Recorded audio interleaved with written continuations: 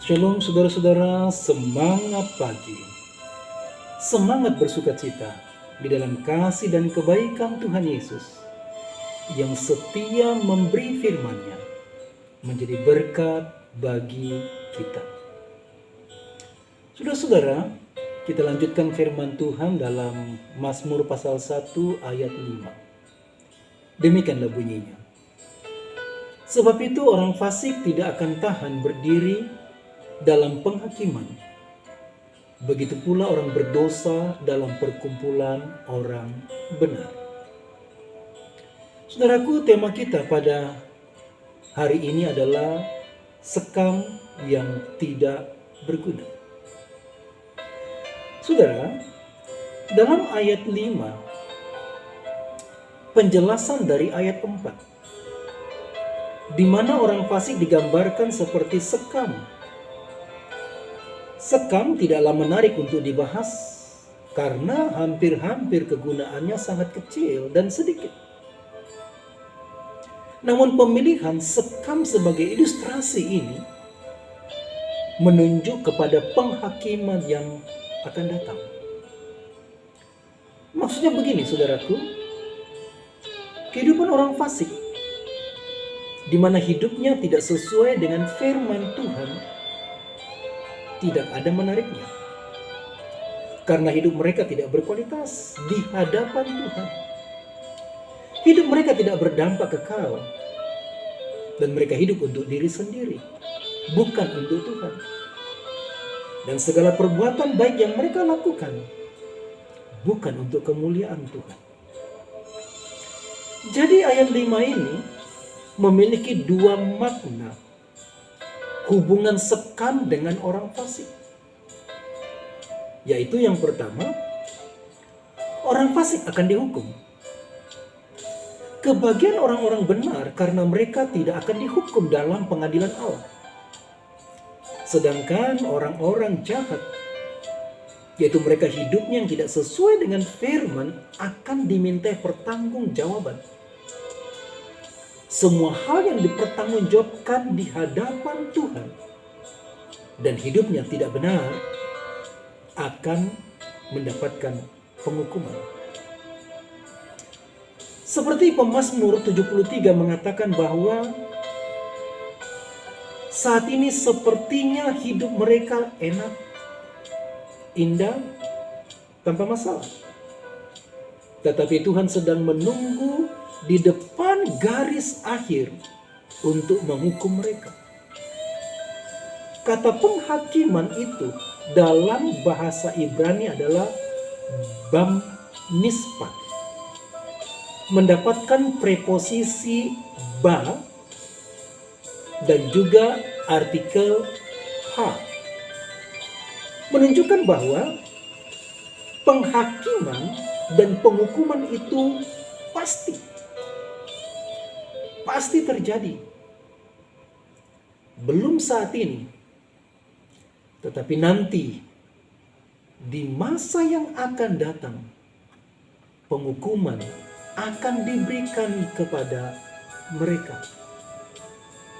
Jadi orang-orang benar tidak boleh marah dengan keadaan orang fasik sekarang. Justru seharusnya semakin setia membangun hidup di dalam firman yang memberi kekuatan dan hikmat. 2 Petrus 3 ayat 7 berkata, tetapi oleh firman itu juga langit dan bumi yang sekarang terpelihara oleh api dan disimpan untuk hari penghakiman dan kebinasaan orang-orang fasik. Seperti orang percaya akan mendapatkan ganjaran karena hidupnya yang taat pada firman, demikian jugalah orang-orang berdosa akan mendapatkan ganjaran karena cara hidupnya yang bertentangan dengan firman. Makna yang kedua, orang fasik tidak akan tahan berdiri dalam penghakiman. Penghakiman yang dimaksud tidak dijelaskan kapan terjadinya. Apakah terjadi di bumi saat ini atau penghakiman di aras putih nanti. Penghakiman itu bisa terjadi di bumi melalui pencobaan, masalah, atau kesukaran. Orang-orang fasik pasti tidak akan bertahan karena mereka tidak memiliki kekuatan yang mereka tidak pernah konsumsi firman kekal yang menyelamatkan itu. Mereka seperti sekam. Atau yang kedua, saudara, penghakiman yang dimaksud adalah penghakiman yang akan datang di takhta putih. Dalam teks bahasa Ibrani, bamispat mendapatkan preposisi ba dan artikel ha atau de yang artinya memberikan pembatas. Maka penghukuman yang dimaksud kemungkinan besar merujuk pada satu penghakiman yang akan datang, penghakiman terakhir terhadap orang-orang yang tidak percaya kepada Tuhan Yesus. Dan Tuhan sedang menunggu waktu itu. Kata tahan atau tidak tahan dalam teks bahasa Ibraninya adalah kum. Lo yakum. Diterjemahkan berdiri. Yang merujuk bahwa mereka tidak dapat berdiri membela diri mereka. Atau mereka tidak punya alasan untuk membela diri mereka.